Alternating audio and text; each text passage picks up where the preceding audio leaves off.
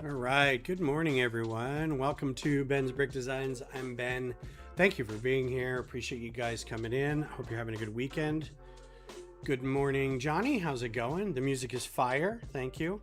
I wish I could take credit for it. It is Stream Tunes, Streem Tunes. Royalty free, stream safe music you can get. You can stream it, you can download it. I downloaded it so it doesn't impact my bandwidth going back and forth while streaming. So glad you like it. I'll pass that along. I hope everything's going well. I hope the video and audio sounds good. I hope you're doing well.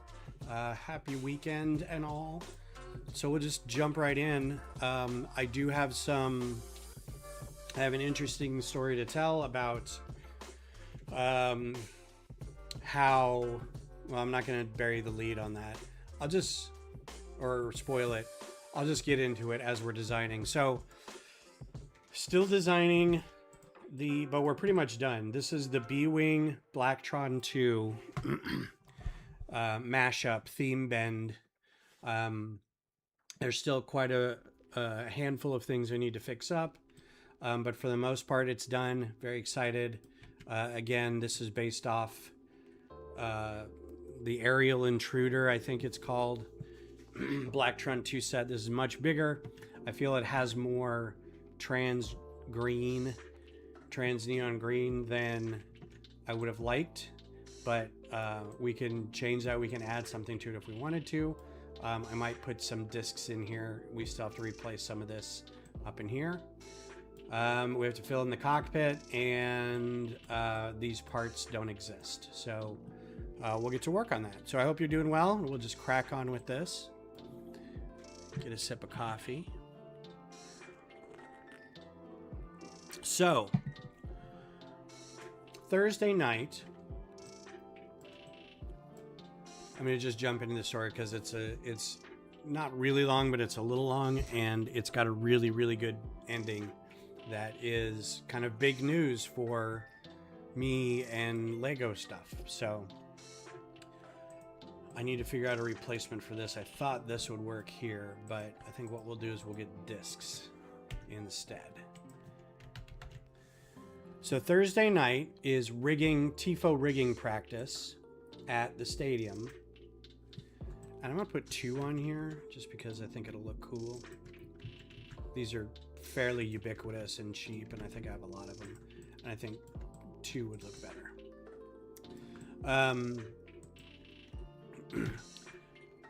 TIFO rigging means the big banner that goes up at the soccer stadium at the beginning in front of the supporter section.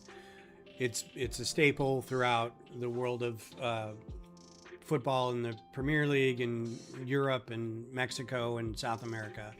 And in MLS games, they do it too, to varying degrees of success and skill and whatever. I feel like our TIFOs are always really, really high quality art. We get a lot of good volunteers to put it up. I don't know what this part's called. So Thursday night, and keep in mind that it is... we're on our like 25th, 30th day, something, of 100-degree temperatures here. Yesterday, I think I got up to 107. It was really, really bad.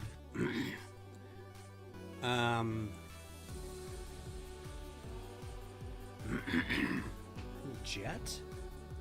There's a specific piece I'm looking for, and that's not it. So TIFO rigging usually it's a multi-step process. It goes from 6 p.m. to 10 p.m. 6 p.m. is pretty much like just coming off the highs of the day. Between 3 and 5 is when it gets really hot. And we start off by laying the net out. Everything attaches to a giant net. It's a parking lot sized net, right? It's very, very big. We unroll it. We go through and make sure there aren't any holes in it that need patching. Then we march it into the then we roll it up. Everybody picks it up and like a snake walk it into the stadium. We hook it up to the ropes and people go up on the stands where the ropes are, and we pull the net up and let it stretch out for about 5-10 minutes. We just let it hang there, so it relaxes all the knots and all the cables and stuff that might get bunched up while it's being stored. Then we take it down, roll it up, march it back out to the parking lot, roll it out again, and then start the process of putting the TIFO, which is basically a painted tarp, on top of it, right? It's very thick muslin material that has been stitched. It comes in sections, velcroed sections together. It has been grommeted all the way around. So we lay it all out. It gets zip tied together. I'm looking for a specific piece on this while I'm chatting, and I don't know what it's called. So I may have to go over here and look up the part number. This is aerial intruder. Let's see what the name is on this.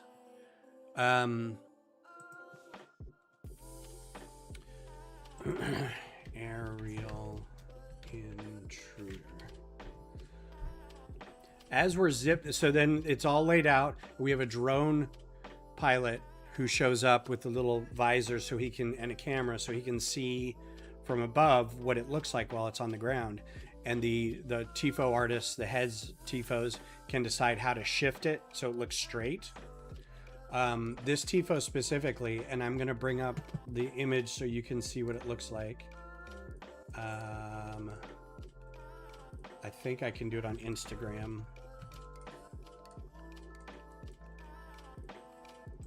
Los Verdes. So this TIFO was for Pride here in Austin. Yesterday was the Pride event. Oh, they don't have it up yet. There it is. So this was to celebrate Ballet Folklorica, which is a Latino group here that has a big history of cultural association with Austin, San Antonio, Central Texas.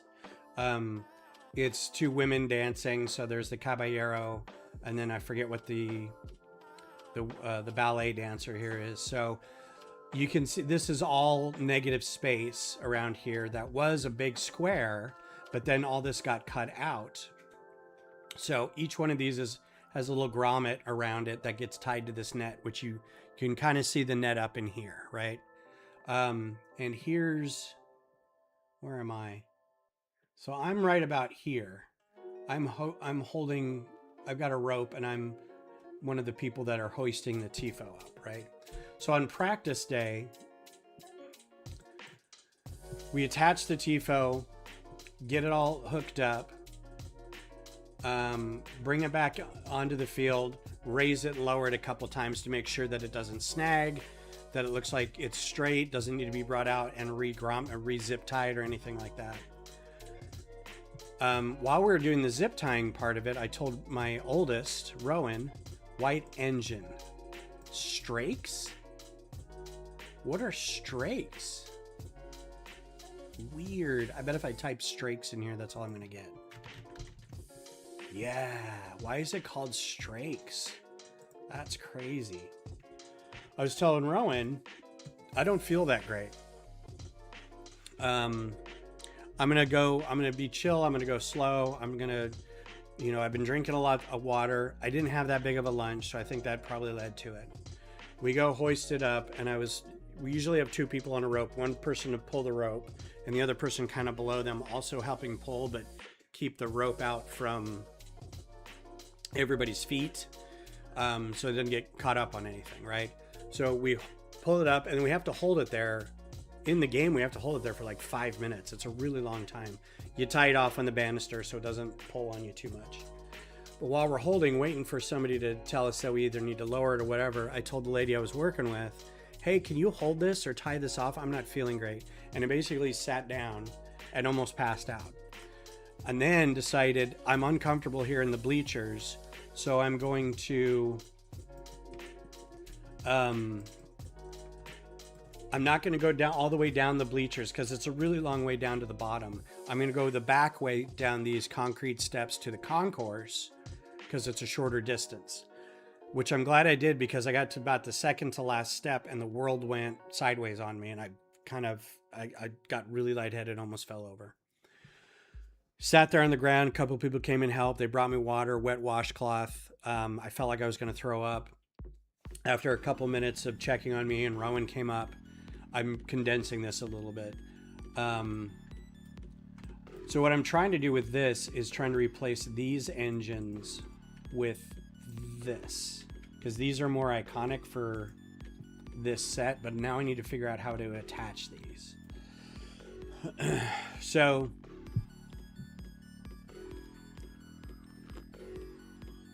basically got heat stroke. And one of the front office people, his name's Orlando, he works with the TIFO people. He works with anybody who does murals around the stadium, signage, any of the signage that goes into the clubhouses or the public spaces, anything that's like a beautification thing. I have his card. I forget. Community, not marketing, but like media something, right? He got a wheelchair for me and took me back down into an air conditioned room. He's like, let's get you out of the heat, put you in an air conditioned room. So basically he took me to like a green room where the anthem singers go before the game, right?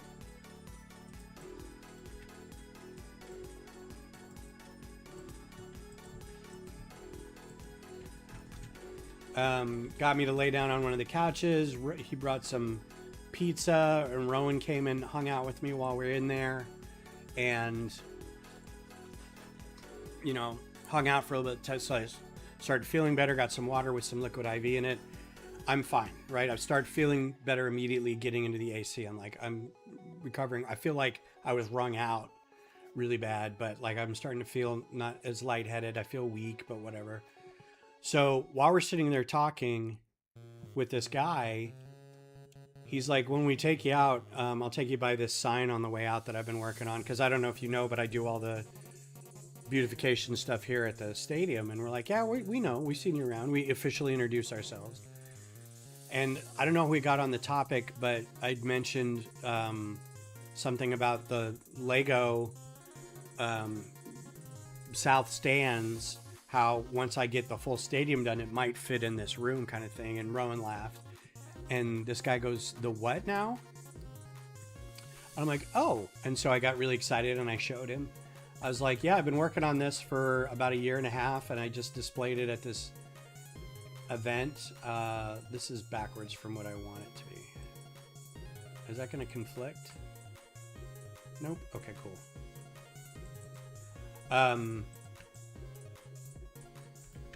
So I showed him the South stands, and he's like, that's really great. I'm like, thank you. And he's like, we should, how come? Thank you. He's like, I'd love to get this in here somewhere. I'm like, really? I was like, well, I'm working on like the full stadium, like the big one. And yeah, exactly. And so I was like, here it is now. And I've also done a smaller one. And so this is not working right. It's not turning the way I want. It doesn't think it's on this. I think these have like actual. I have to look. Does this actually have? Yeah, I can't turn these. All right, so we're gonna have to think of something else here. So he was very excited, and then when we were walking, I was able to stand. He's like, "So can we get you to your car? You got to ride home?" I'm like, "Yeah." So we were walking out, and we basically came in the tunnel from the parking lot where the visiting players come in, and he had put up a new sign that was a big neon sign that nobody has seen. No supporters section, no other players. We were the first people to see this, like after he got it set up. So Ronan and I got a picture of us in front of this great neon sign that says like "Home Sweet Home" or something. I think I got a picture of that.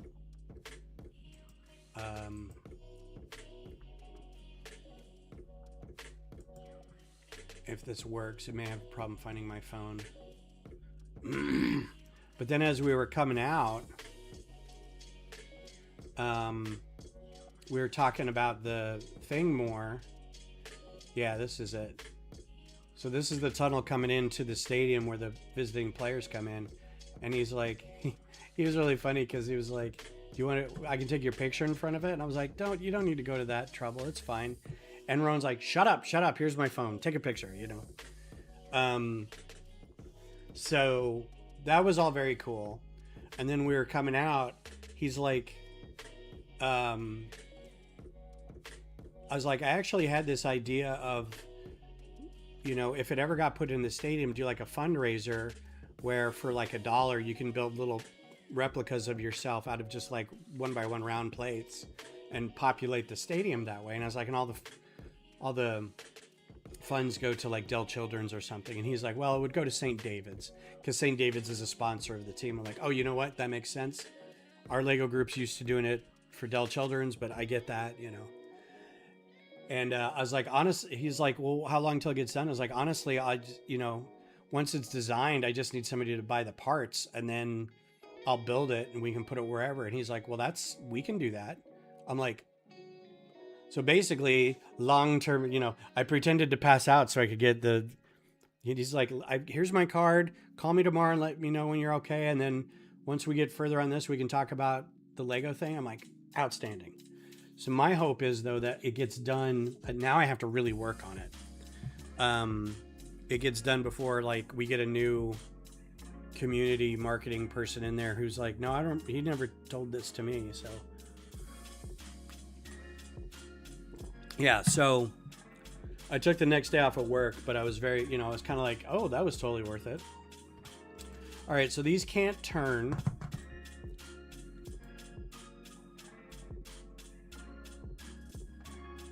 But I still want them on here. So maybe we replace them.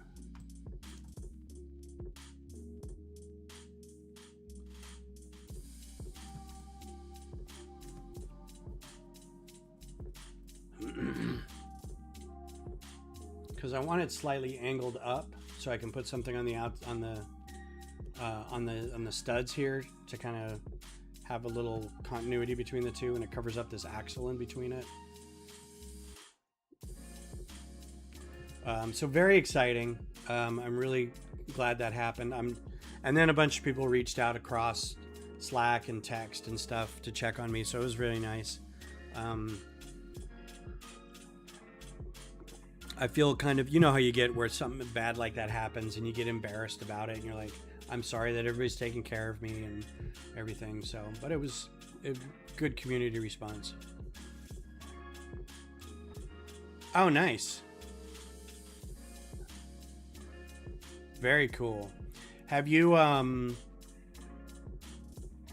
when you get done with that house that you're working on, are you going to do anything with it other than just like display it and then say, yeah, it's part of the area, historical landmark, whatever? Are you going to reach out to the person who owns the house and show them and say, like, I built this thing, what do you think? Or is it just going to be like an on your own kind of thing? So I don't know if I want to replace this whole contraption in here or not, because it's good for holding this top section together, but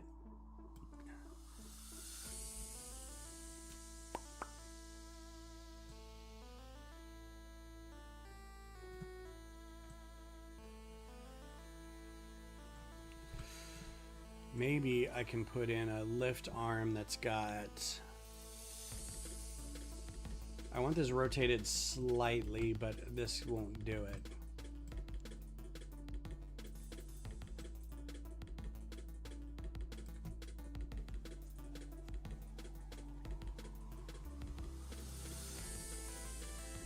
Oh, cool.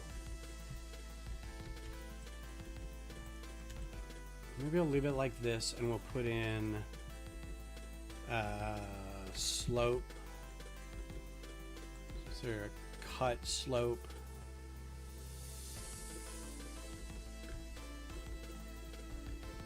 Yeah, I think you should definitely approach the person who made it or the house owner.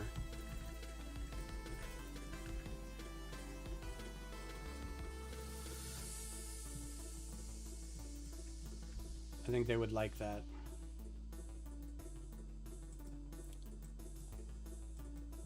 Oh man, can this not go in anymore?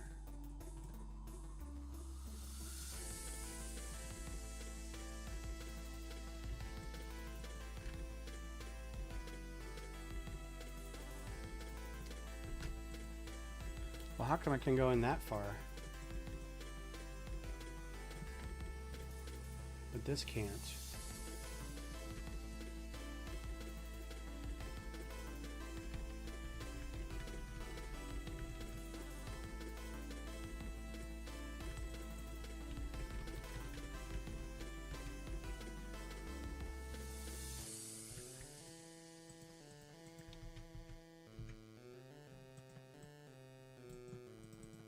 I'm gonna have to test that in real life, but that's pretty good.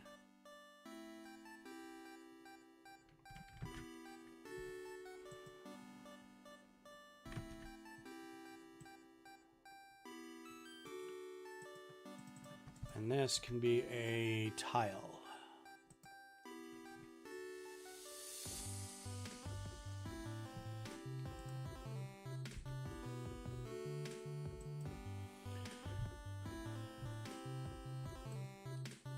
Yeah, and it's not like something you can just walk up to a dude's house and be like, hey, what's up? You know.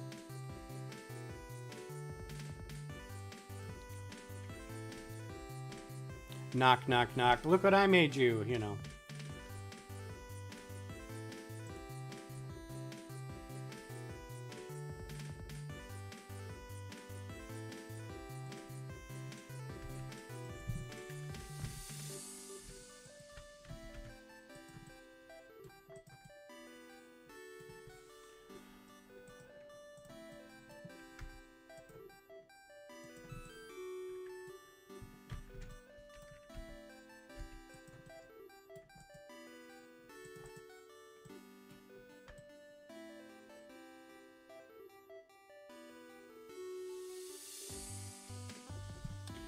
This doesn't have the same feel.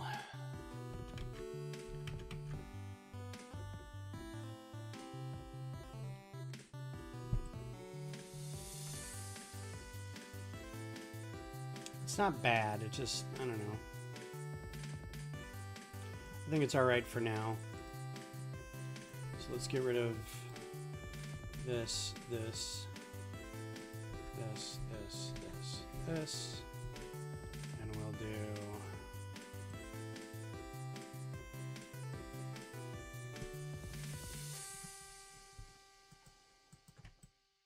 copy and mirror.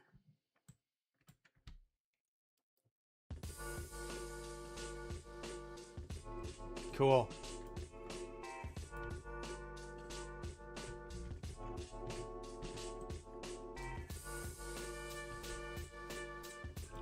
Well, how come that doesn't line up now?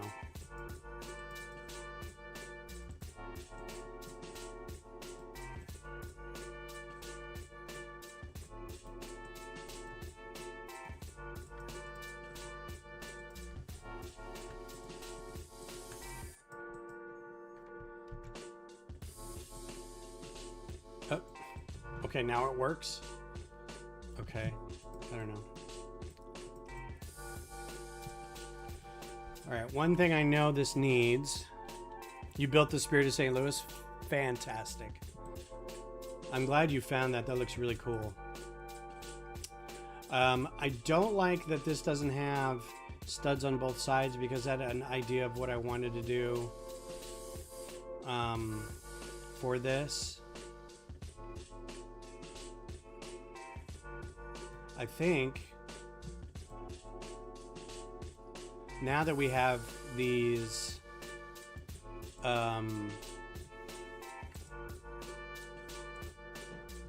inverted, there's a 2x4 inverted tile that I wouldn't mind getting some of, so just to make it the same on the other side.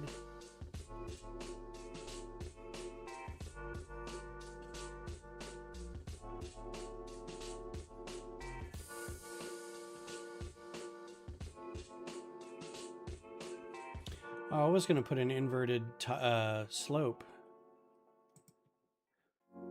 Curved. But I don't think this will work here. Yeah.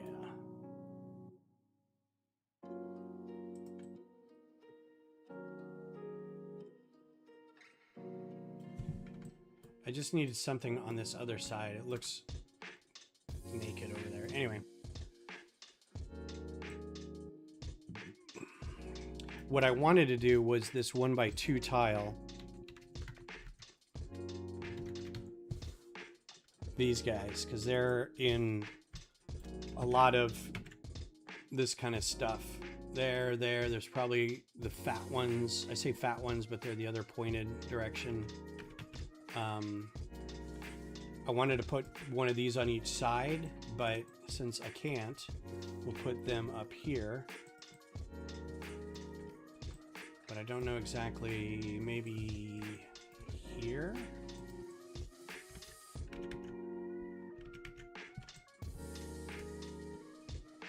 I'm trying to think of a good place. In this, this kind of shows that like this little thing comes out. Like if you raise the canopy of this, there's a little vehicle in here that comes out. And I think that's what the arrows are supposed to indicate. So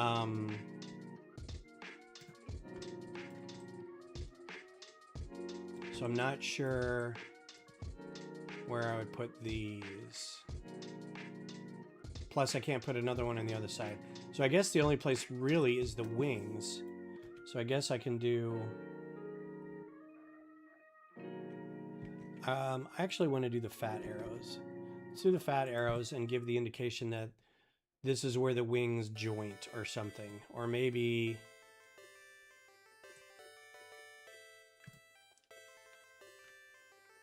I can check. Yeah, I don't like mucking with the cameras too much. Yeah, I'll check. I'll check on my phone, which is in the other room charging. All right, that's cool. And maybe these two up here. Like that.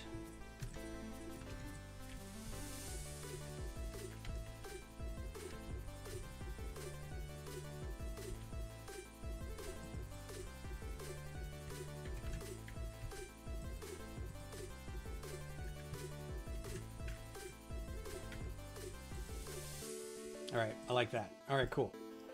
Save this. So I did put out a poll. About what everybody wanted to see next. And everybody voted for one thing. I got 4 votes total across 3 different social media platforms.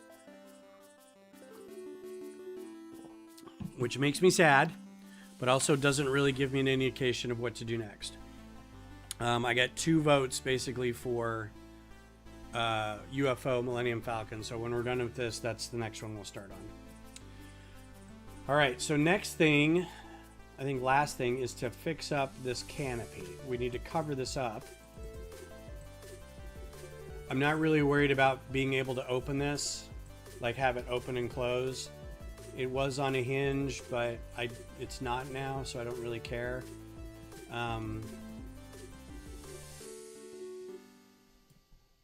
So we're going to cover this with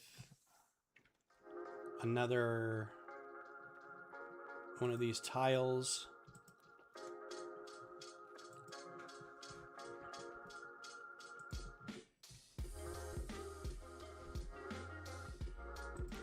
That I should put a figure in here so I can see how big it needs to be.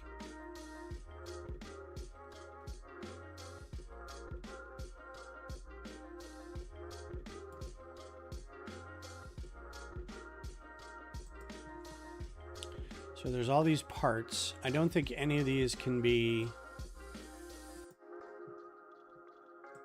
this color.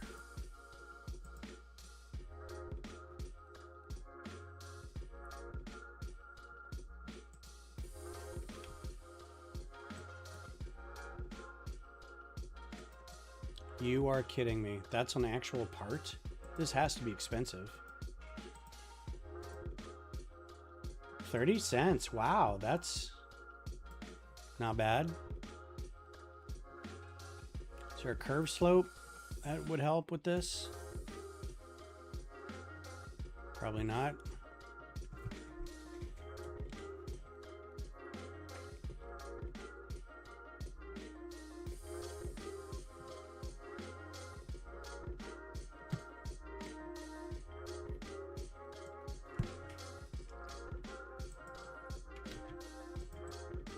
It's too big.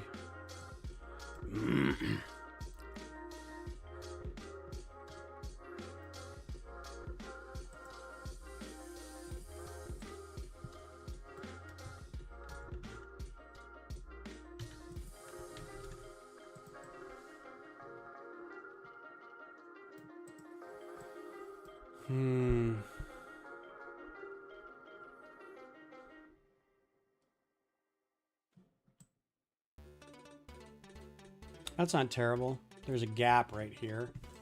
And I don't think I can fill that with anything.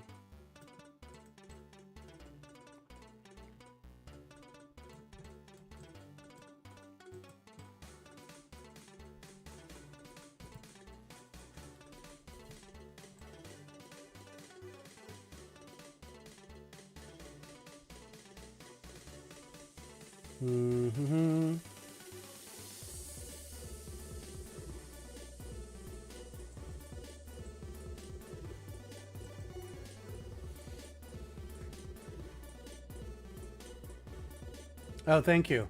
Yeah, it's fun. I think all of these together are going to be really neat looking.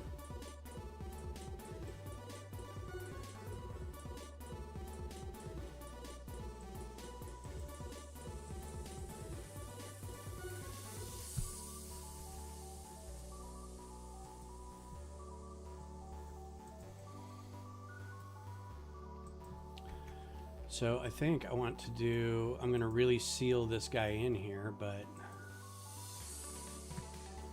I think that looks better. I'll put a white plate.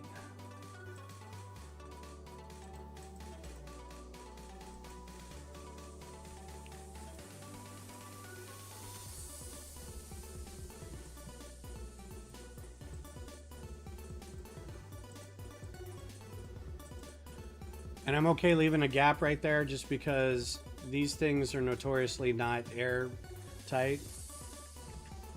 So having a little bit of gap in there, it'll also help me be able to get the guy in and out. So I think that's good. All right.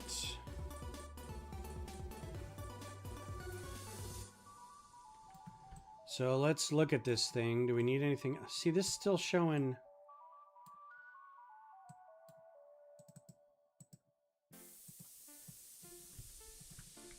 it not working. I'm gonna get some parts real quick and see if this actually works. So hang on a second. How long is this axle? Oh, of course that's not gonna work. I moved the axle with it.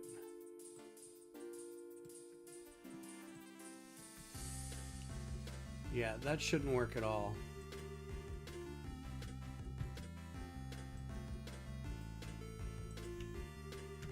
There we go. Okay. Says it works. Okay.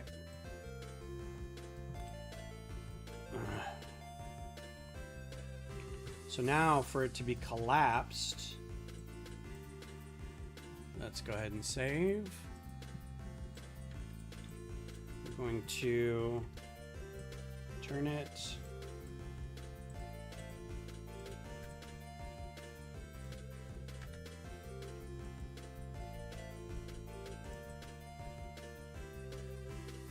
So it flies like that, sort of. We'll also, when it's landed, it'll look like this. So that's pretty cool.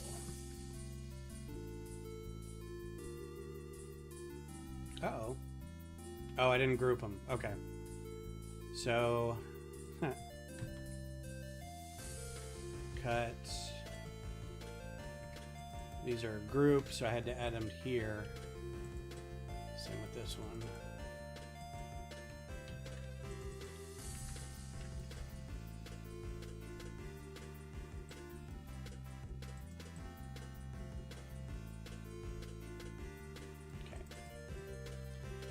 All right, I think that's done.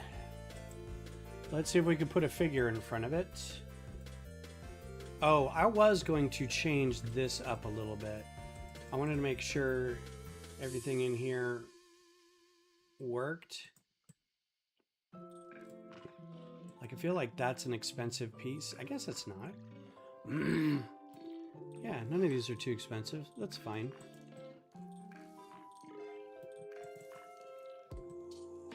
All right, so if we put a figure, it's a Blacktron II figure.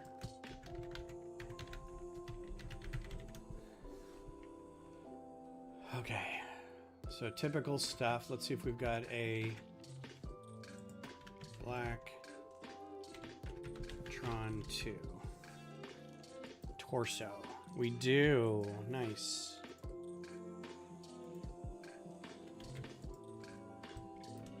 So then we're going to do legs, need black hips.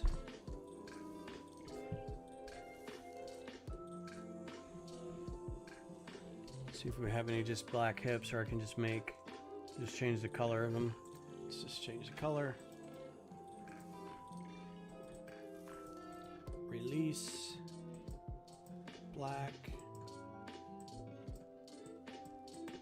And then standard head.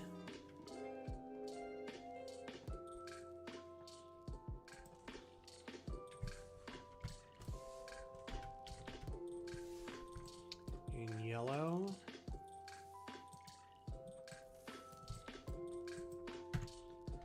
And then air tank.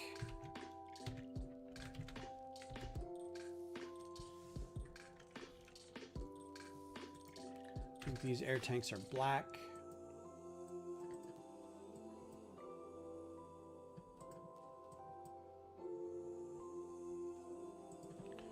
And then motor, cycle, helmet.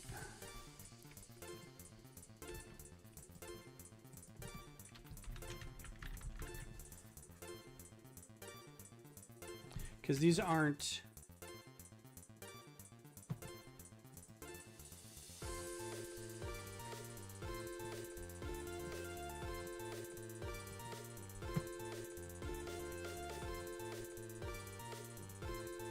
yeah, 2446, right? Yeah.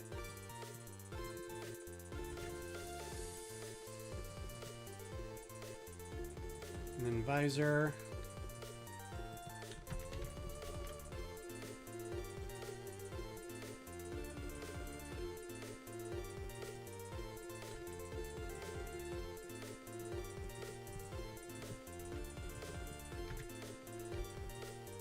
Perfect. All right. This guy is done. I will render him later. Cool, cool, cool. So, next step, next project then is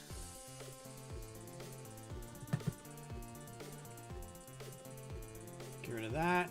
The next one we're going to do, so this is designed. Apparently we're going to do the Millennium Falcon UFO. So there's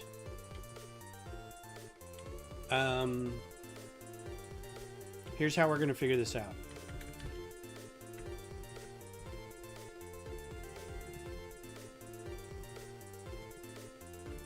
So we're going to start a new project. And the first part of it, of course, will be building the Millennium Falcon in Studio, which I'll start now, but I'll finish up on my own time so it's not boring to watch somebody put a model together in Studio. This is really slick looking. I really like this. I can't wait to build these. Create new. So we're going to import. Oh, first things first. We're going to go check to see if any lovely soul has decided they want to upload a model.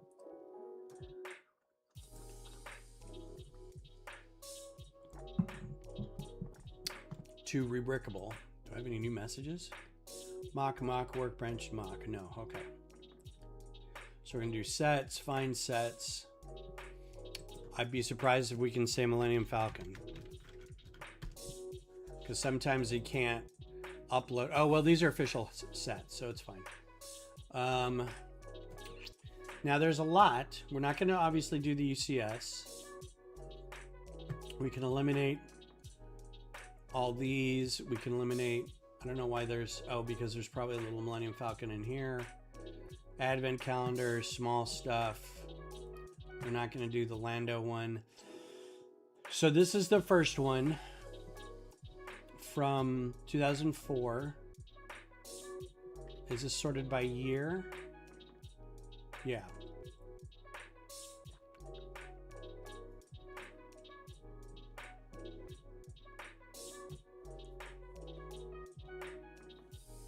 Yeah.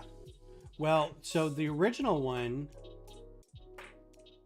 that's what I was thinking. But I'm not finding this one. There we go, 2000.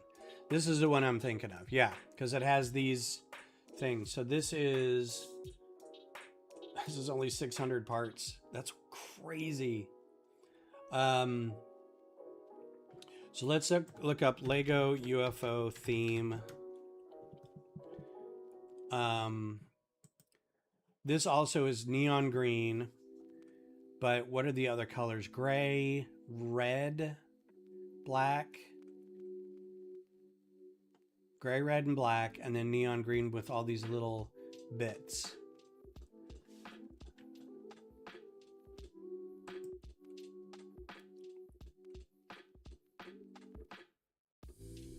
So what we have to figure out is if this, so this is 7190. So we'll do 7190. Import 7190.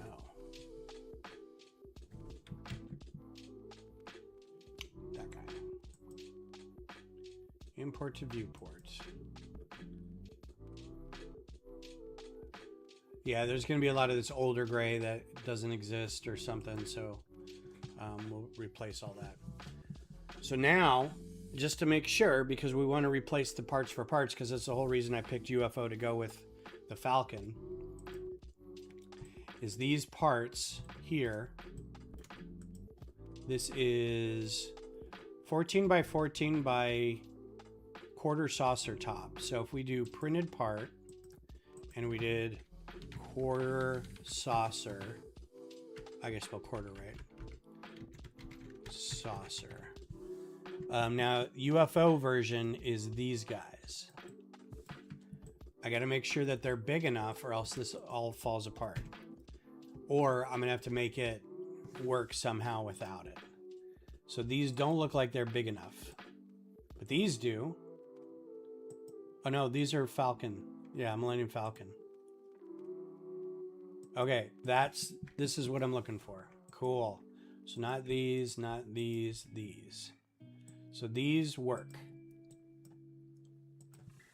And I need 4 of them. So these have to be gray, light gray. Now here's the trick, is these are gonna have to be light gray, but I'm probably gonna be doing light bluish gray on a lot of these, because either I won't have, I did collect a lot of UFO sets. I didn't have all of them. In fact, let me see which one of these I have, which quarter panels. I may not have these.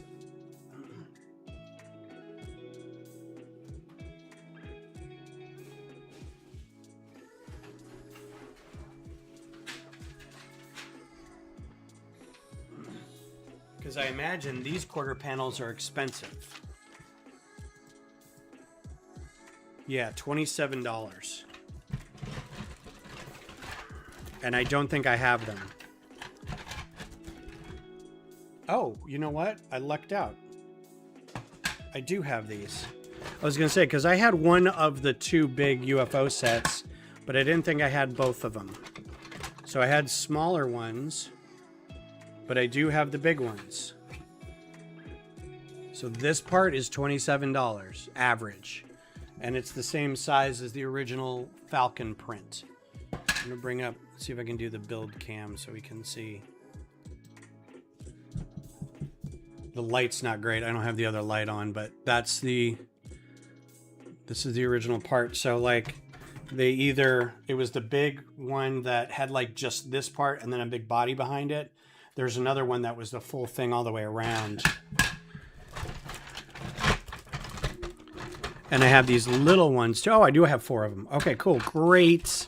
Great, great, great, great, great. Well, I'm very happy about that.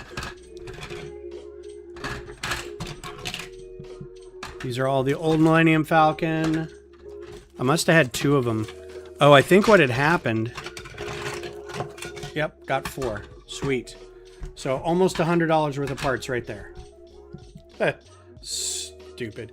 Do you think Keanu Reeves would play a great Darth Revan if you watched Maul Shadow Lord? Do you think the pink Twilight Devon will become Darth Talon? I don't know. Hello, Angie. How are you? I don't have any... I had a suspicion that Darth Talon might be coming into the Filoni universe soon, but I wasn't really sure when.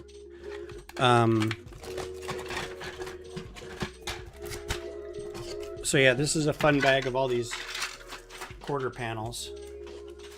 Even have like some trans green quarter panels. I wish they were bigger. I could use these for something on the Millennium Falcon. All right, well, I'll keep that in mind. So I do have these parts. That's great.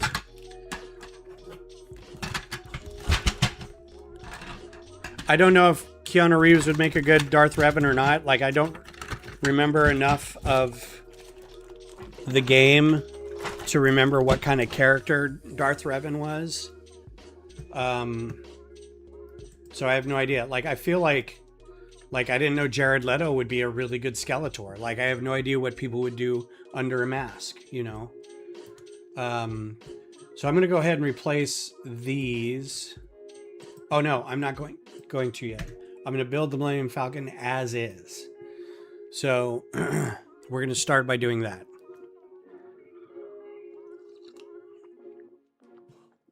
Go back to design. And get some instructions. And nobody has done a model of this yet. So that's what I wanted to check on, to see if anybody's done a model of this yet. When I'm done building it, I'll upload it here. And be nice to my fellow Lego people. But in looking at UFOs, there's the other big UFO set.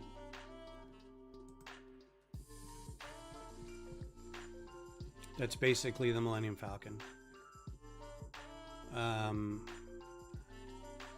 Cyber Saucer. I think the other big one was the Alien Avenger. Yeah. So, like, I mean, fairly obvious. This will be like the main turret on the Falcon. We'll replace the canopy on the front of the Falcon with a canopy like this. Look at these great arms, man. I like how they have to illustrate that it's a UFO by the spinning lines on either side. So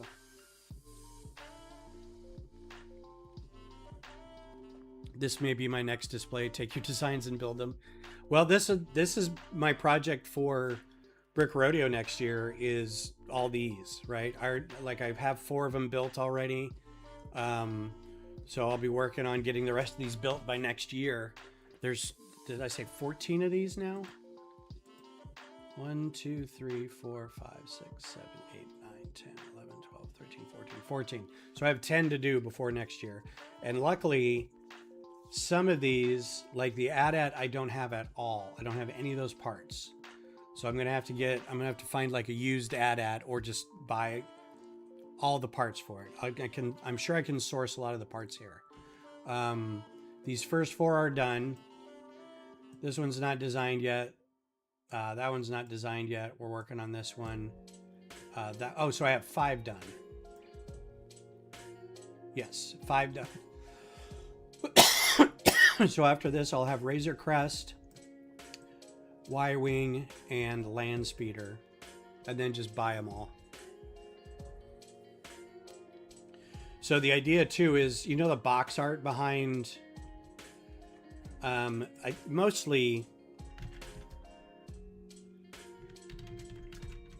I don't know if I'm going to really be able to find it, but like this kind of box art with like the sand and the little like grid behind it.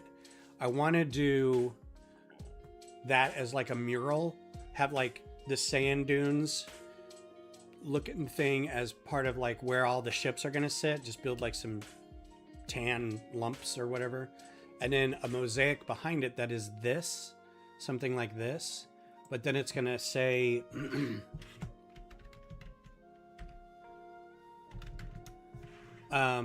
sort of like in this font, this 80s retro font, say Star Wars.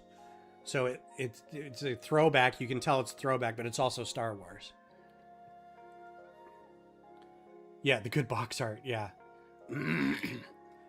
So that's the vision of the project. So we'll see how it goes, because it's not only building a bunch of sets, but then it's the back. You know, it's the backdrop. It's the dunes, and how they're all kind of like going to be displayed on stands and whatever, and then the mosaic-y kind of background for it too, or maybe just a big sign that says Star Wars in that font. It doesn't have to have the grid background or whatever, but that's the vision. So we'll see if that goes through. Anyway, it starts by making this. So where's the instructions?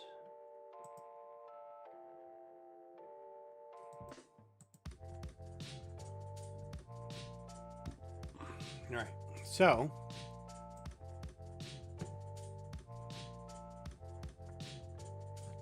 I'm going to put this guy over here. I'm going to put this guy.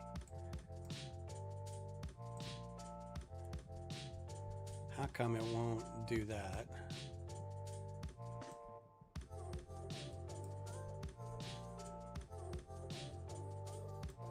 Do I have a build with instructions? No, that's design. Okay. So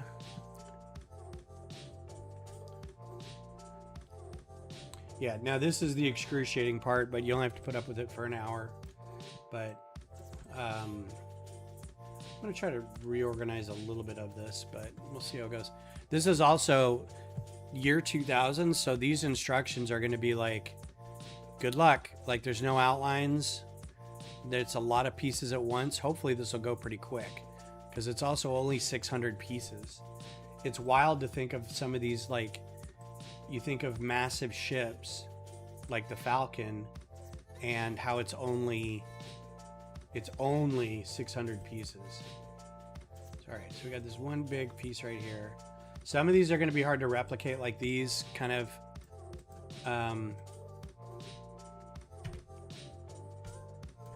these guys, but I think these guys can be the octagon squares in that color. So we'll see.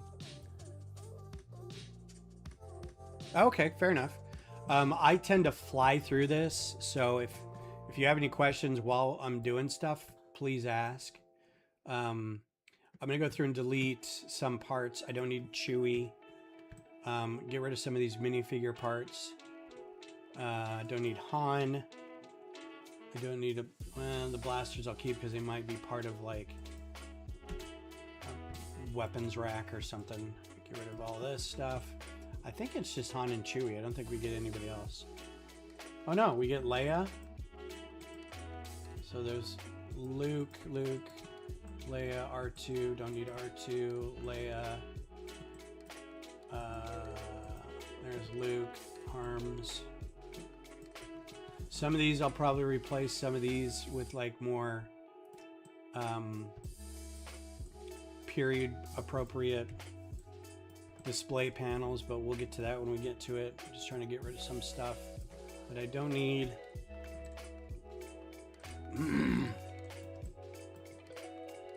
Also, to answer Angie's question from earlier, which I think Angie was probably an AI bot looking for engagement, but and if you weren't, I apologize. Please feel free to say something to that effect. I don't know how far along a Old Republic live action movie is. We got a High Republic with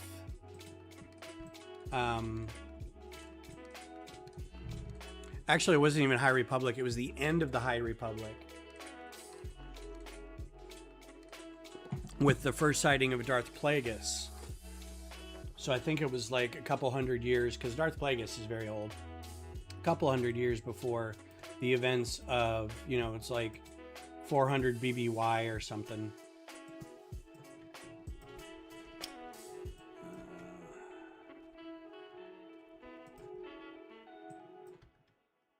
And that didn't go very well. The Acolyte show, which is a tragedy, really, because I enjoyed watching it because I enjoy watching Star Wars stuff of most kinds. This stuff is so far away. Like, I get it, it's bigger, but there's no reason to have it like all the way over there.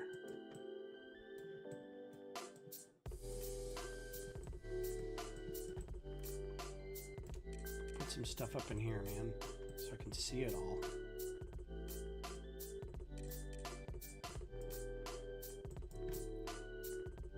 Okay, that's a little better. Like, I liked the Stranger, whatever his name was. I thought the guy from The Good Place, Jay, did a really good job with him. It had a lot of promise. It had a lot of ideas that I thought were really good.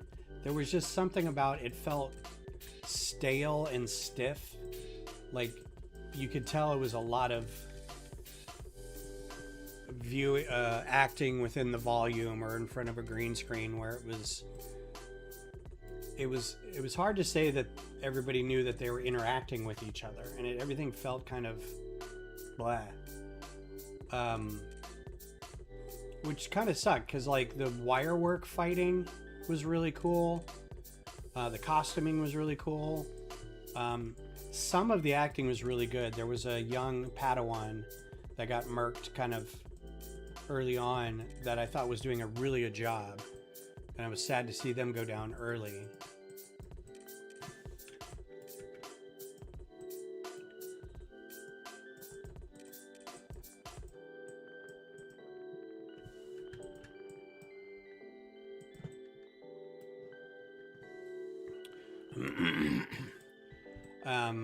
But knowing how, I don't want to say they didn't play it well, and as such, it didn't get picked back up.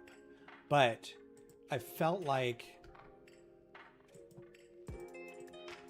knowing this is, the Acolyte was probably a stepping stone to getting live action High Republic or live action Old Republic, that having it be so not well received or kind of poorly handled too,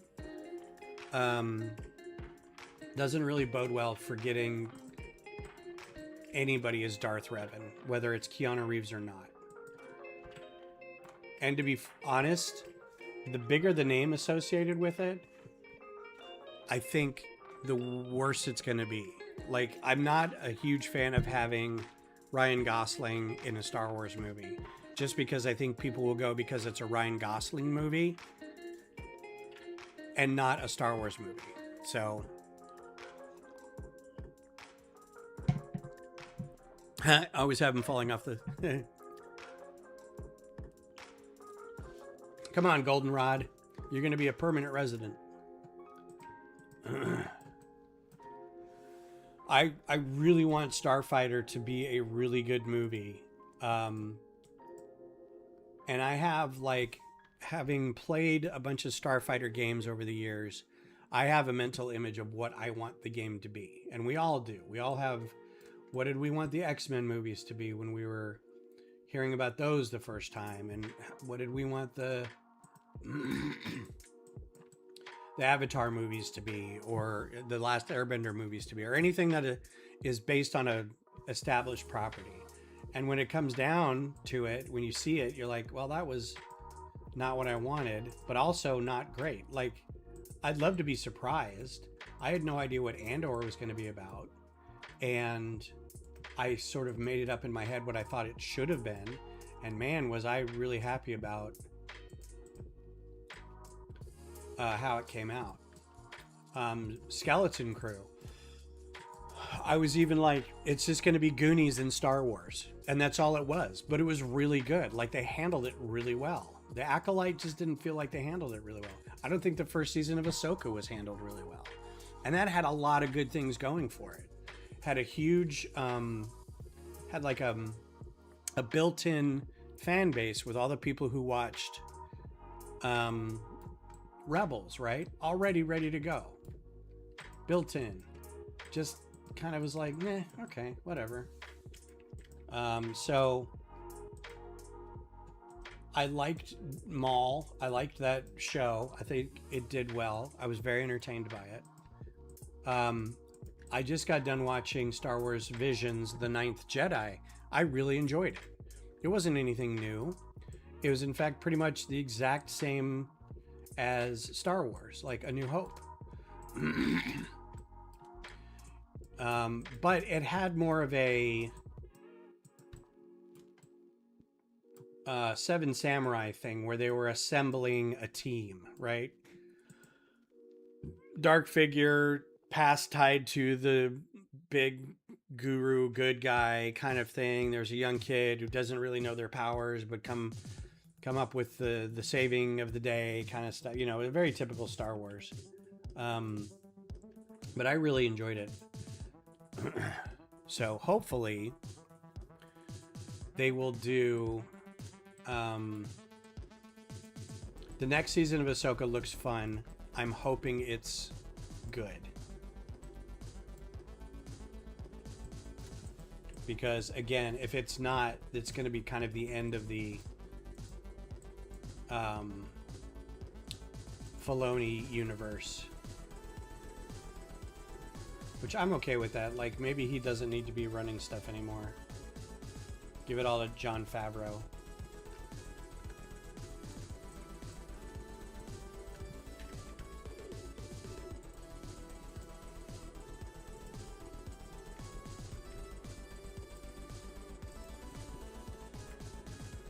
Okay, we're going to save as... What model number was this? I think I had it somewhere. This is 7190. 7190 Millennium Falcon.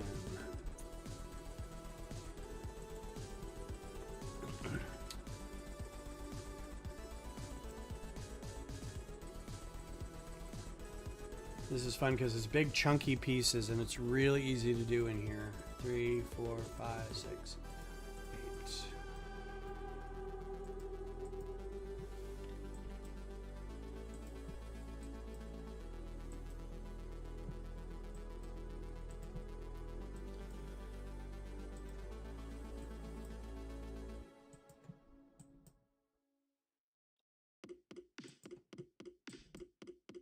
Did I not get enough?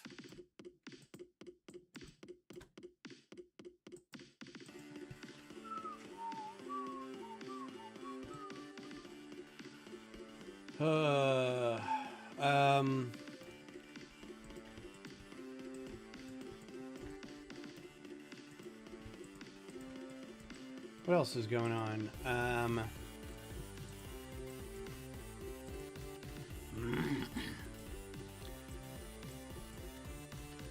X-Men 97 wrapped up. That was very cool. I like what they did with that. Felt a little... I mean, they built in the Deus Ex Machina, so it wasn't really... What happened? Oh. So it wasn't really like a surprise, the ending. But I still was like, I kind of saw it coming. I'm excited to see them do more with the stories. Silo is still pretty good, ramping up for a pretty good season finale. What else is going on?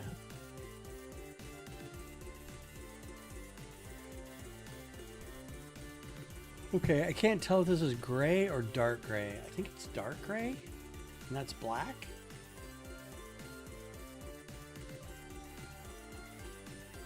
It is dark gray, okay. So, dark gray. So one thing about these older instructions, you're like, what? And then blue.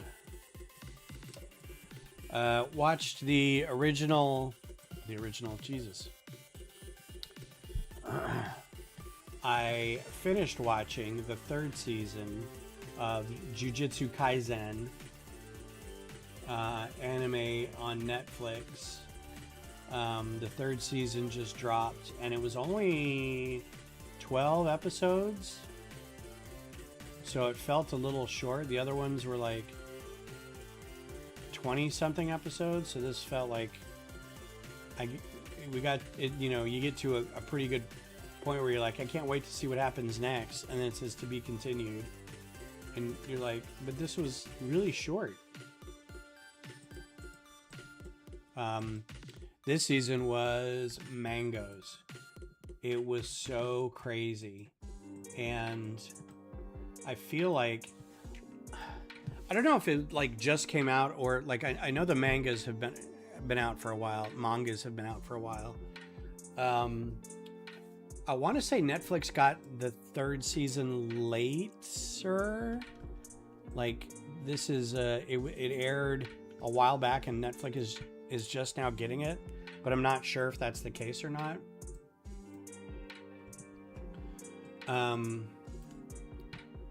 But what I found interesting is if you've never seen One Punch Man is very fun,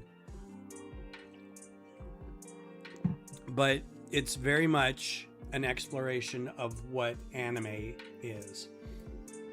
Almost to the point where it's making fun of anime. And the tropes within the genre itself. How things are drawn, how people act, how they communicate with each other, that kind of stuff. And it was very obvious that they were making fun of this season of Jujutsu Kaisen because it wasn't a mess. Like I understood exactly what was going on, but this show, and I love it because the fight scenes are just incredible. They're so fun to watch. And it's very much like wish fulfillment kind of stuff. It's like, if I was a superpowered anime character, how would I fight and do stuff? And this is very much like that. But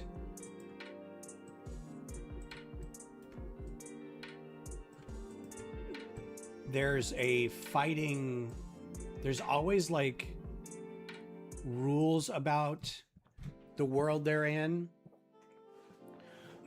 how sorcery is handled, how demons are handled, how possessions are handled, how tainted people or people who are able to control their cursed energy or their cursed objects or something like that, how that's all handled. And the problem is, I think I missed a lot. No, that's all just this piece. Okay. Because then over here, it's like these parts for this, but then there's also these guys. So I want to make sure I get those guys.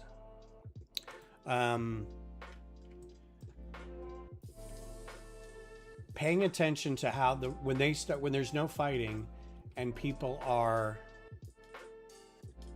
just talking about like the world, I don't zone out, but I'm like, I have no idea how to follow all this stuff. And they have all these like placards that show up that are like, here's all the information about rule, whatever it is. And I'm like, what? And here's how they handle this. If you've got this cursed energy, but if you use it in your domain expansion, but it's not a sure hit, you can also tumble this into, and this guy's got this legacy where he does this kind of move, but because he did, and it's like, what? You know, and it's just like this, and they're just throwing stuff at you. And I'm like, I'm here for the visuals. I really am. I have no idea what any of this means. I'm glad somebody built the world for it. Okay, 2 big old slabs. I should have most of these pieces because the lady I dated before Beth and I mingled Lego collections, and I ended up with a lot of stuff that she had. Because when we split up, she's like, I was like, you know, you get through the breakup and you're like trying to look at anything possible to keep something going because you don't want it to end. I was like, what about all the Lego? And she's like, you can keep all the Lego. The problem is the Lego that I really wanted was the Hobbit hole, was Hobbiton, the first bag end set. And all I ended up with was the dwarf, the bald head with the hammer, that guy. I was like, well, that's not the one I wanted. I wanted the rest of the set. So I think I have 2 of these Millennium Falcons is what I'm saying. So I should have enough parts to at least make this. And this may not be that many changes. Colors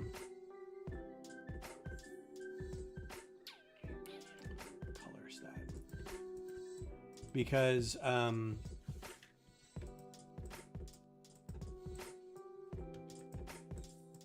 UFO is also gray and black and red, and there's a lot of gray and black and red here, so this all works out really good.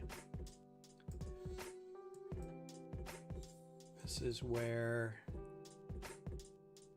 I think this is supposed to be where they were hiding.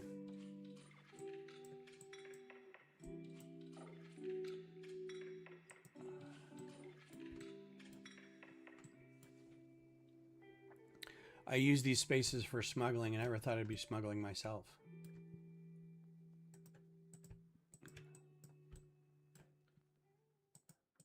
Okay, so here.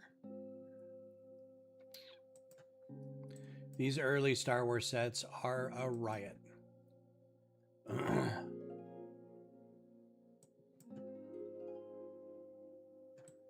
They're kind of chunky.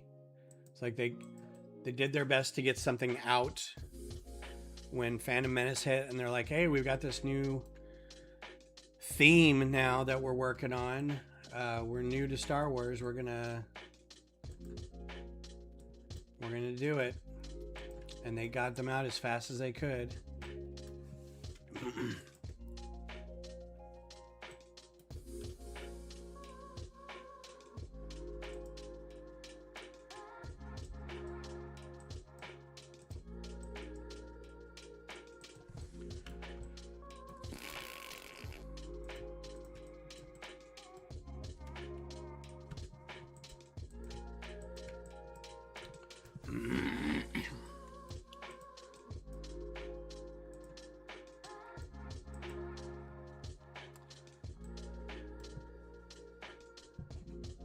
Yep.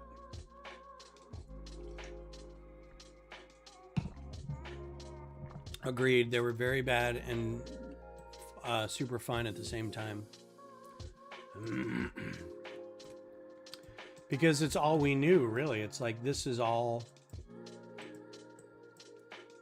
we finally have, you know, stuff that we built as kids. It's like, you got all your space Lego, and what did you do with it? You built X-Wings and TIE Fighters out of it. But now you don't have to. You can just buy the X-Wings and the TIE Fighters. But then use the parts to make other things.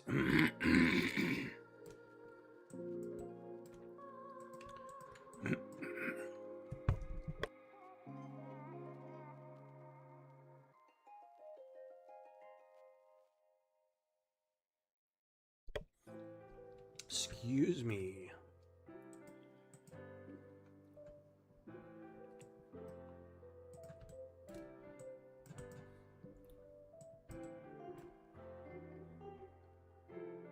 And I had all these sets as, I don't even say as a kid, I was a grown person. I was, when all these sets started coming out, I was 26, 27. Hadn't even had our first kid yet. I was newly working at a day trading firm. And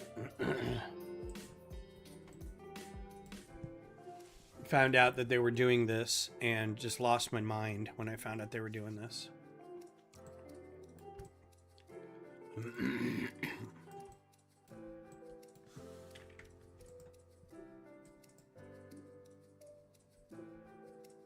And the early sets, they weren't terribly expensive either. Like, they were smaller. They weren't really well done, but 1, 2, 3, 4, 5, 6, 7, 8. But man, I got all of them. Every single one. And I was blown away by two things. One was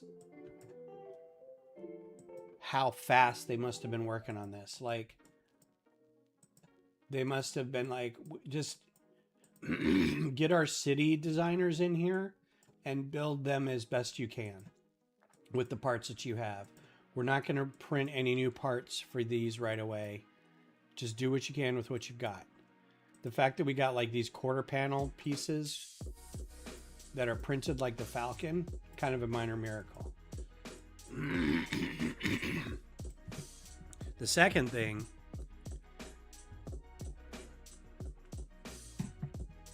was how absolutely underdeveloped the bottoms of the ships were.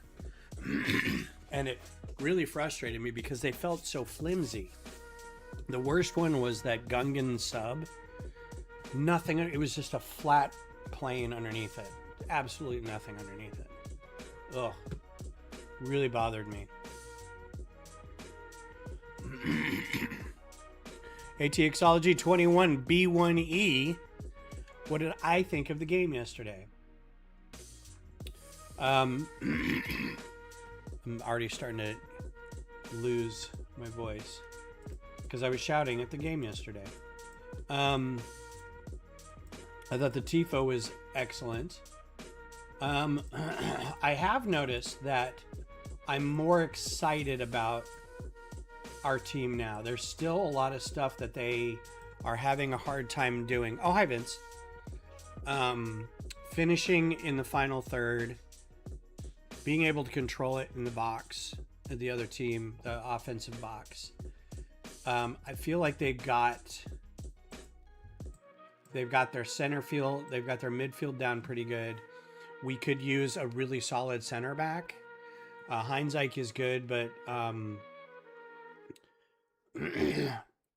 there's just too much passing going on in our R18. So last night was really good. I know it was a tie.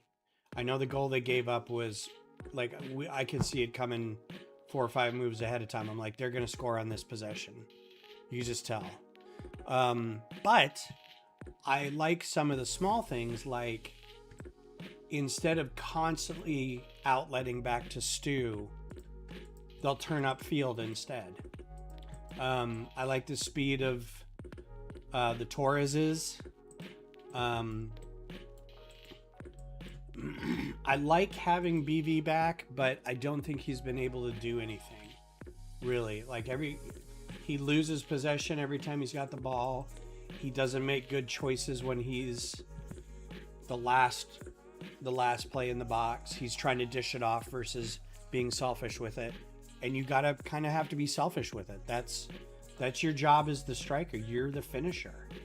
And to not finish like that is, there's when I'm watching the Colorado Avalanche, it's the same feeling sometimes our star player,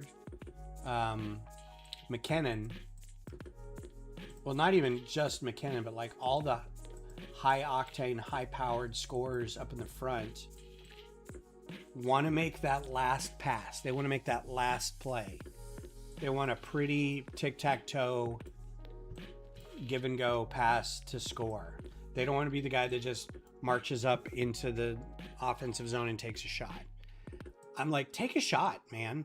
Make the goalkeeper work. Make the defense work. Have them get afraid and pull back a little bit. Let them give us the outside shots, because sometimes there's a deflection. Somebody gets really good, gets behind it really well and hits it in the corner. Take some shots, man. This little, like, always looking over to see that guy running in. It's like, just take a shot. What happens?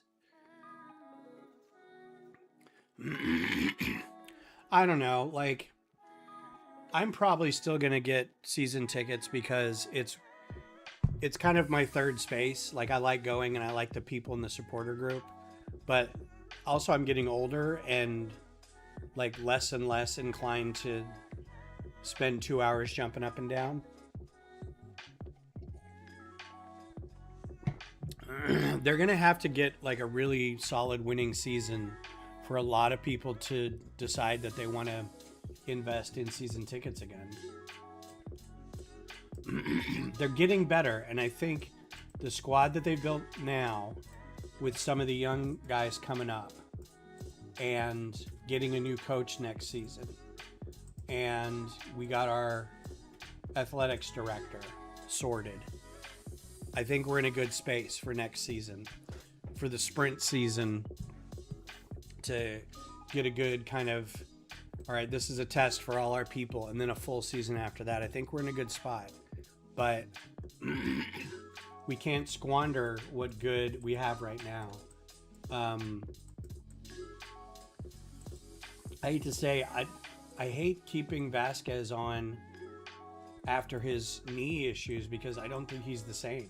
Like, I don't know how long it's going to take for him to get back to form, but I don't know. It's really weird. It's hard to say with him, but we definitely need, it's games like this that I miss Driussi, because yes, he was a bit of a diva, but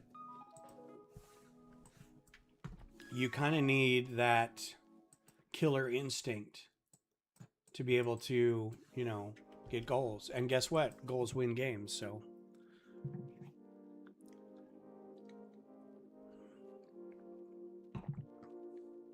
So this season basically goes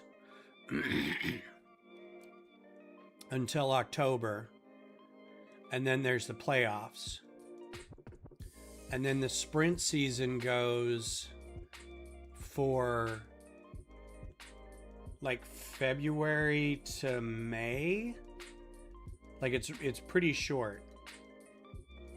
Or maybe January to May. I'm not sure.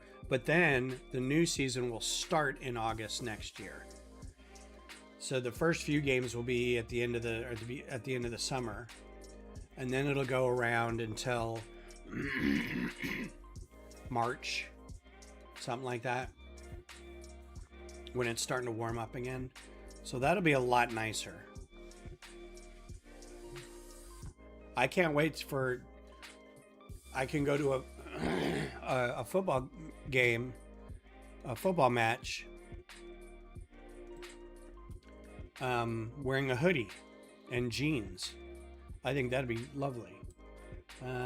What color is this? This color? How many? 4? Can you go to sprint season games? I think so. I think they're going to treat it as like regular season. It's a regular season, but it's just shorter. So no restrictions on anything. It's not like they're playing in a bubble or anything like that. It's just fewer games at different start times in the year. One.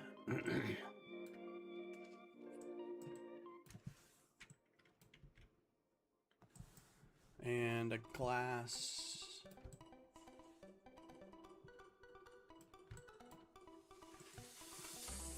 And season tickets might be less expensive next year, so I'm guessing like I think supporter section season tickets were 600, 550, 600 this year.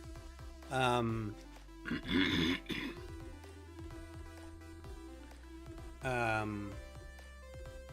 would expect them to be 250, 300 for the sprint season, something like that. And if they're more than that, that's going to be a ripoff.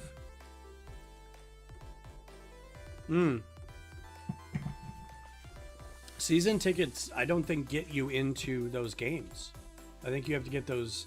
I think you get the option to buy those, but you don't automatically get those. I have to ask because I'm not the season ticket holder in our group. The patch moms are, so I'll have to ask them what the specifications are. I should probably join the Oak Collective this year and get my own season tickets, but that's not something I'm going to do till next year. At least get on the list. All right, some plates. How many plates? 2. But it's also like if all you do is go into the supporter section, don't get season tickets. Just whatever games you want to go, check out Slack, SeatGeek, see who's getting rid of tickets for $25.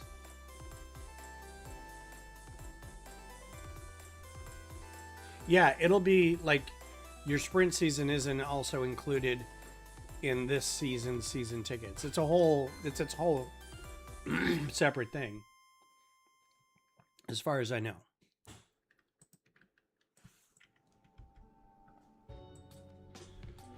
Okay, I think that's done. Black and dark gray. We have 4 of these guys.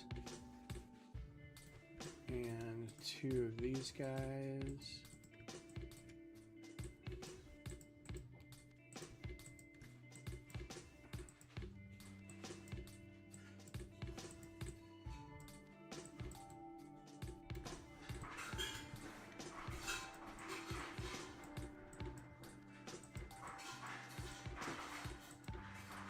And then what? I don't think anybody heard it. You really overestimate the range of this microphone and what it can pick up.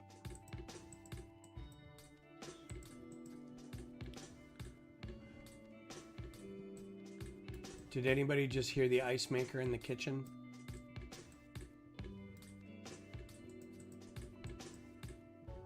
There's also 2 whole people in chat right now, so. Well, 1.5. Vince is very short. I'm just kidding.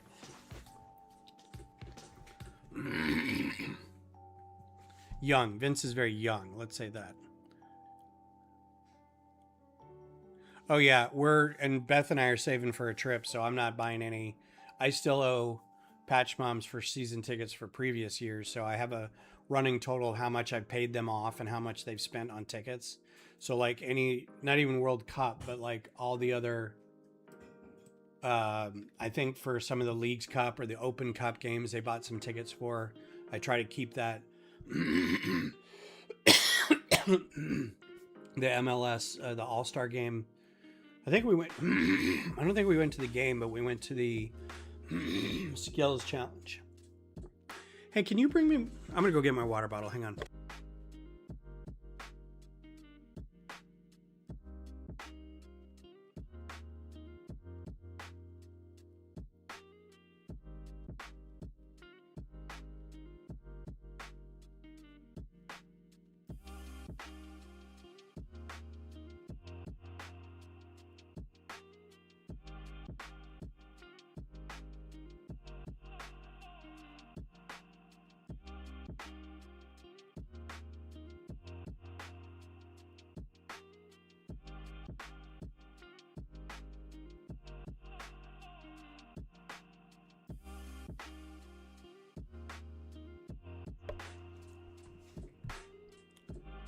All right.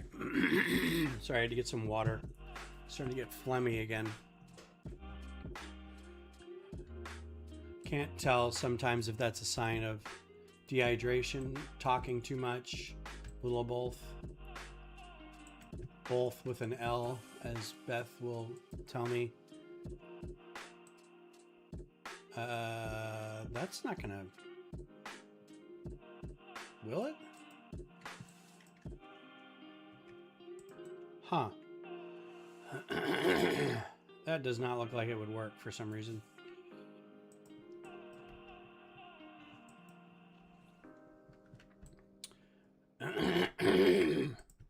Yes, getting old.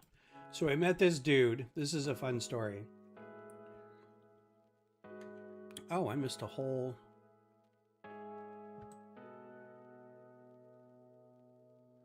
couple of parts here.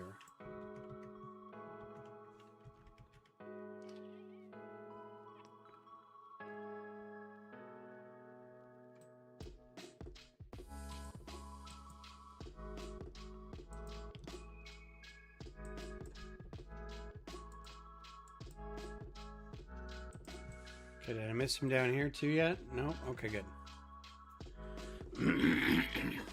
So there is sprint season tickets. Okay, cool. Yeah, I need to talk to Patch Moms and see if they're going to do sprint season tickets and if I need to owe them for that too. Which means once we're done saving for our trip, I need to get back on paying them back for this tickets they've spent already.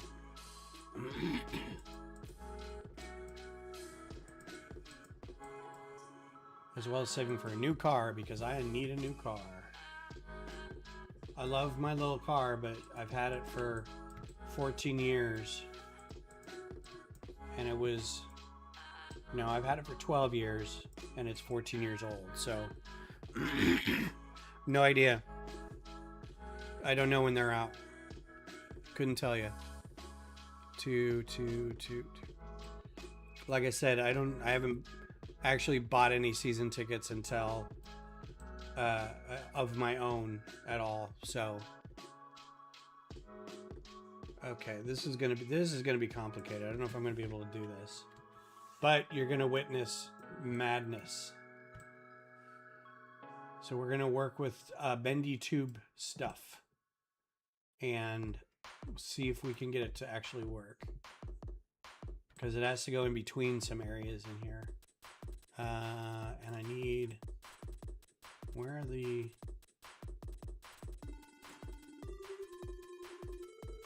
Technic pins?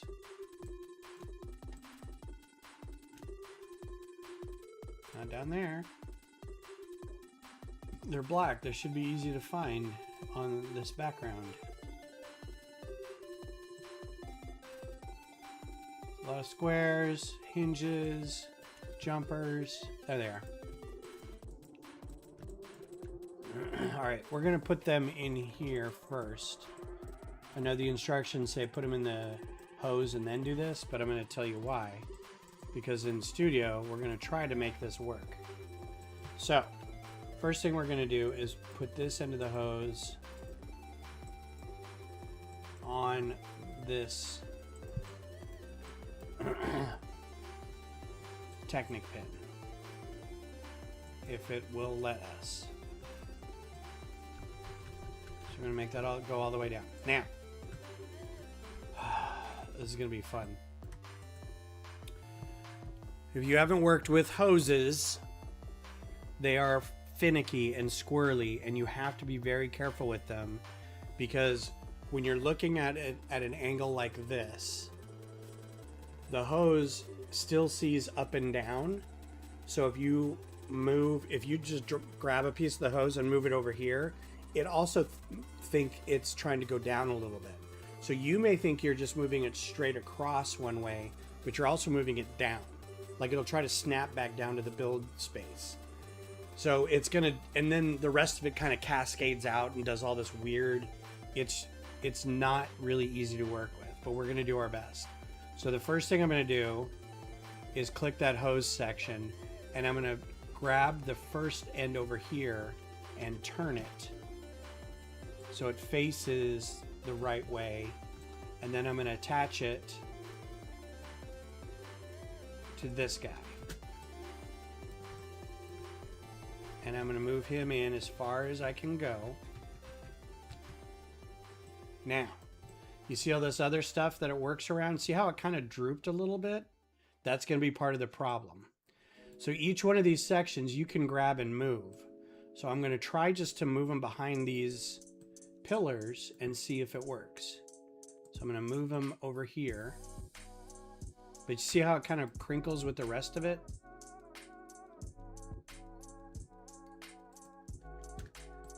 Luckily, if you just let go of it, it'll let go. It doesn't do like a, like it has to snap into place or anything. So if you wanted to, you can move little bits around things.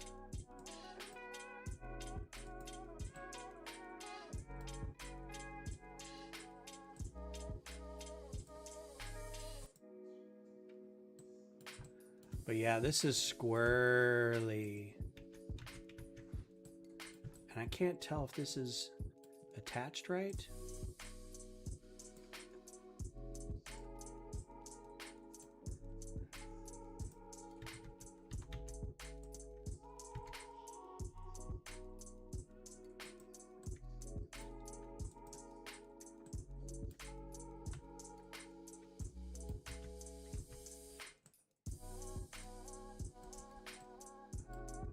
And it just, the more you try to correct it, the worse it gets. So it's just, it's so not fun to work with. It's almost like just do your best and let the chips fall where they may.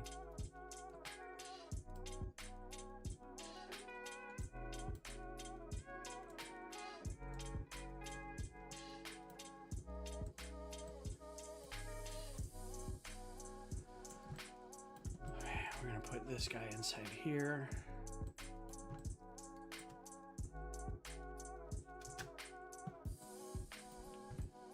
Yeah, it's almost not even worth like working with because it's just so goofy. And I don't know how to make it work better. Like I haven't seen anybody say, oh, this is how you make it work better.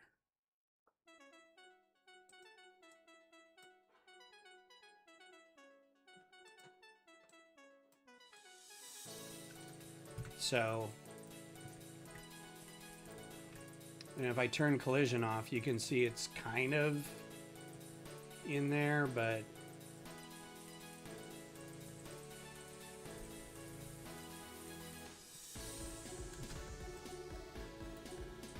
this really isn't lined up even with the, it's so goofy. Like that seems to have settled down a little bit.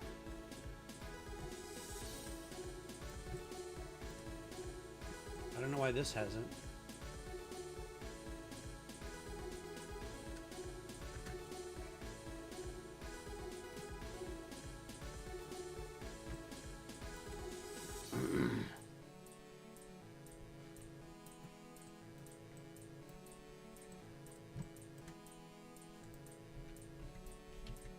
Yeah, see, when I try to move it, it tries to move the whole thing. But as soon as I grab it,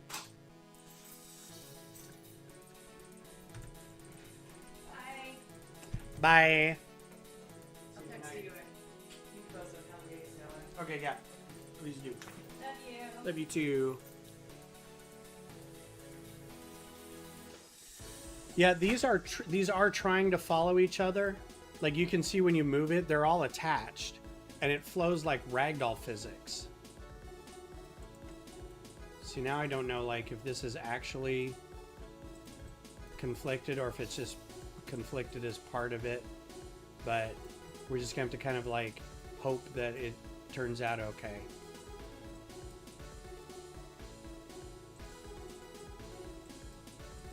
So like if you reset some of this stuff, it should work fine.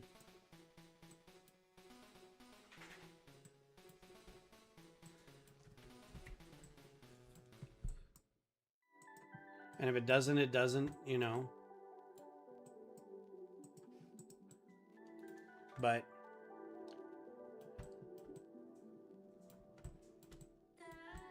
Like, I feel like if I pulled it a little this way, it would settle a little better.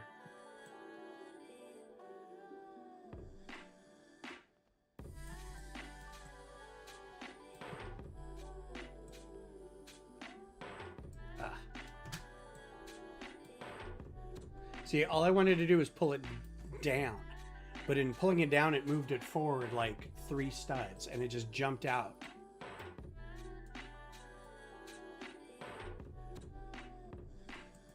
Like, it doesn't know where it really is. So it's really hard to work with.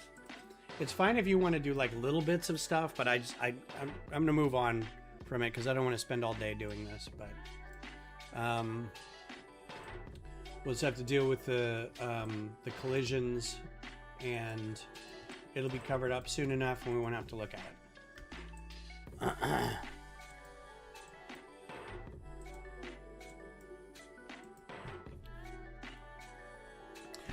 it. It has some physics in it, but it's not intuitive physics. It really is trying to, like, I bet if I turned off snap, it might work a little better, because I think it's trying to jump to different coordinates, right? Like, I know in my brain when I'm looking at it and I kind of look at it from head on, I'm like, well, this part needs to go down just a little bit. But when I grab it, it doesn't know that that's what I'm trying to do. It's just trying to associate itself with the nearest point, right? Which might be a little further back, which might be down.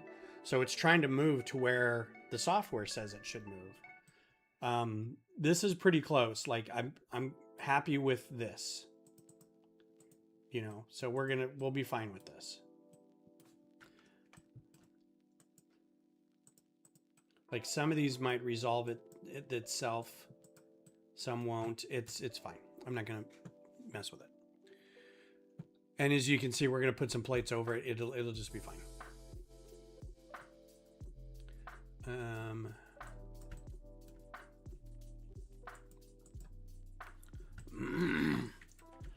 My concern is it doesn't interfere with like building over the top of it, but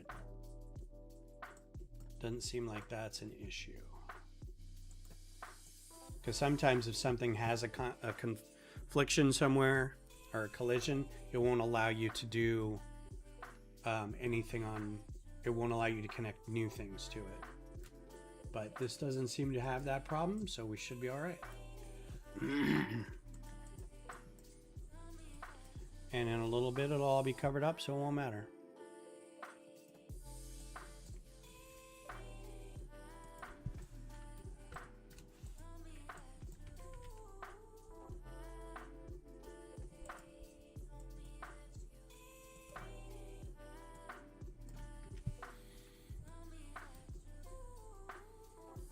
Yeah, but it's very much like, it feels like, you know, it's trying, but it's like, I don't know what you want me to do. It's like, and I don't have the me as the user doesn't have it. The software isn't built to translate me into the physics that are in the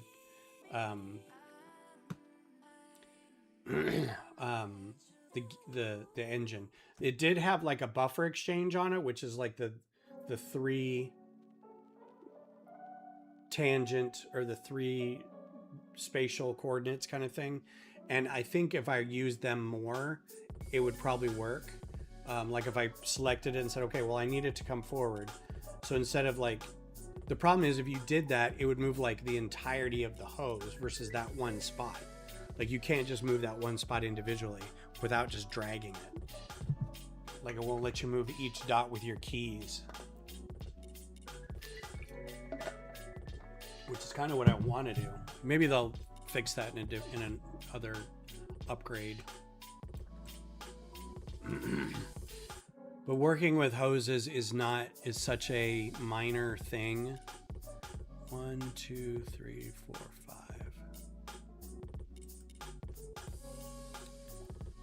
That I don't think they're gonna ever update that. Or if they do, it'll be years from now. It'll be somebody's pet project. It'll be like, oh yeah, we want you to work on this thing. 4. 1, 2, 3, 4. And again, I'm building this much of it to have an official model to upload to Rebrickable to be a nice person. But also this gives me a basis to make the change that I want to. And it is a bit of cheating. It's a little bit of cheating because it's mostly just a color change. But by the same token, this is how I tell people that this is the best way to start building your own models. Find something you like and make little changes to it, and it becomes your own. Did you figure out how to do all the internal construction?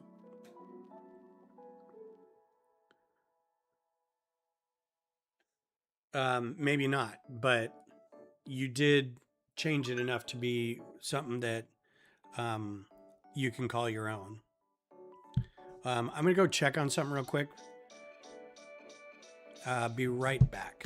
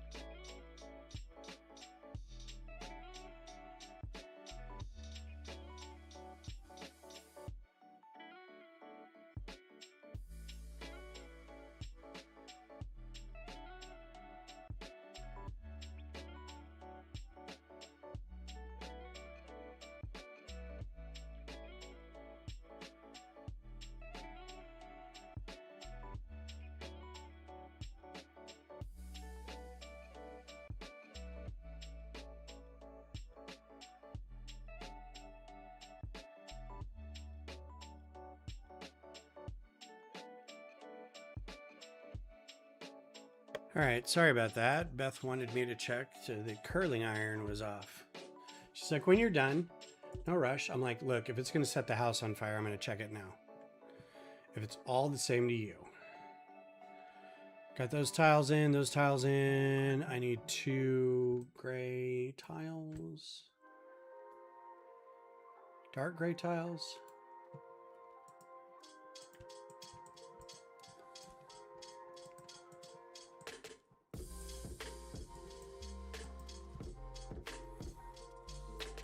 In fact, talking about design MOC stuff, we have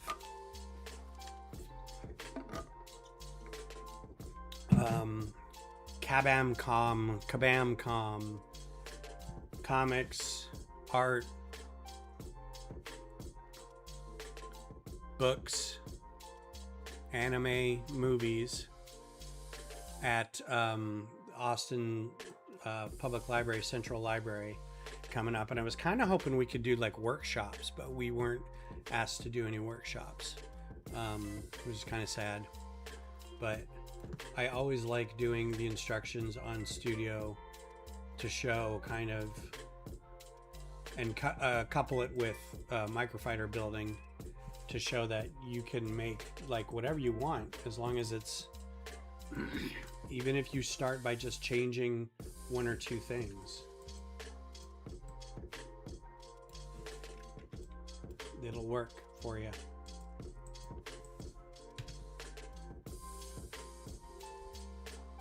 Yeah, she's like, whenever. I'm like, no, not whenever.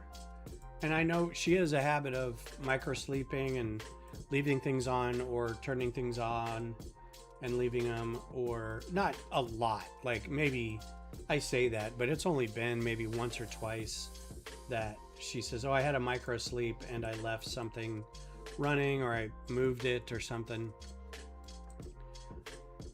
Like in most cases, that manifests itself as like we're putting groceries away and she put something in the fridge that shouldn't be in the fridge. That's kind of like the worst that it happens. Nothing's ever set on fire. The oven's never left on. So it's not a big deal. But, you know, did I lock the door? Did I put the dogs up? That kind of thing. So just want to make sure that we're not going to set ourselves on fire here. I feel like we just listened to this one. Yeah, that's fine.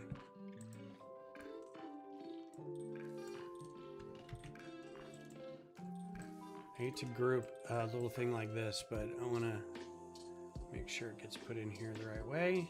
Cool. And then there's a bunch of other pieces here.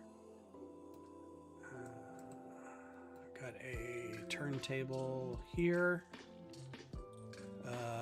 More of these guys. Just 2 of these guys. Did I move a... I did.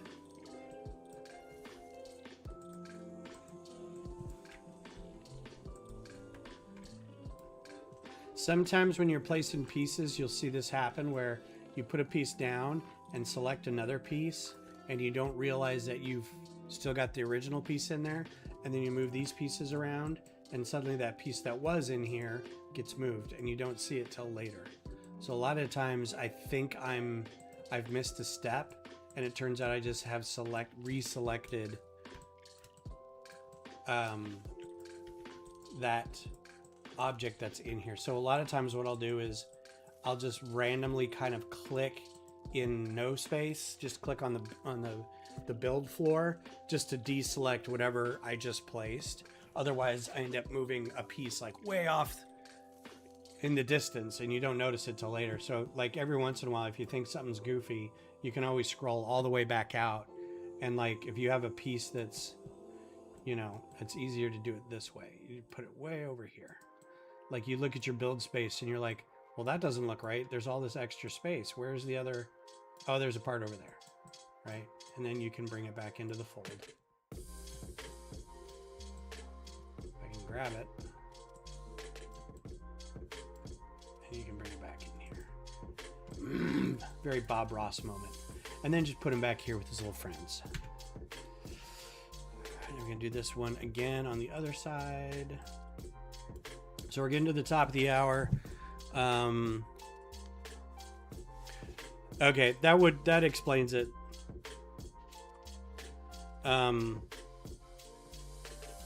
Generally, the season tickets don't go on sale really until the season's over, the current season. So that makes sense. Checking on Thursday, I have a... That's with Lego. I don't need to do anything special there. I don't think I have any plans, so I should be able to be back on Thursday, and I will try to have this done by then so that we can just move right into the UFO part of it, the fun part. This isn't the fun part. This is the has to be done because it has to be done. 2, 3, do 3 of these. Excuse me. And then hopefully by next week I also won't suffer any more heat stroke related issues. 1, 2, 3, 4.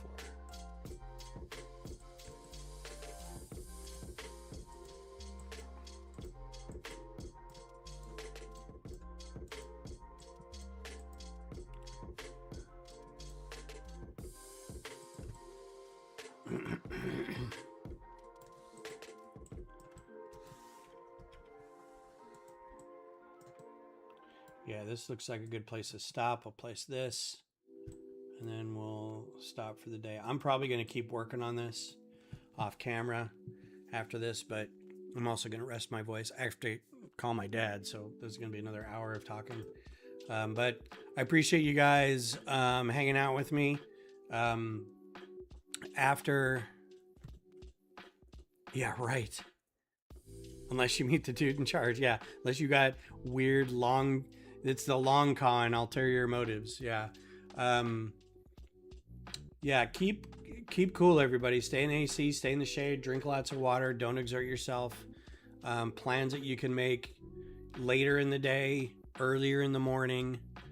You know, don't do a whole lot of straining stuff outside, especially all of us here in a heat dome. So take it easy, and I'll see you guys in a few days. Inter Miami started doing it, and it goes down to $100, and it's that makes sense.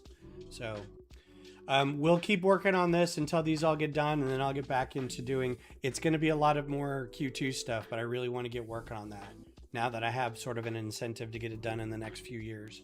So we'll see, we'll keep slugging away at all that. But you guys have a great rest of your weekend, and I will talk to you in a few days.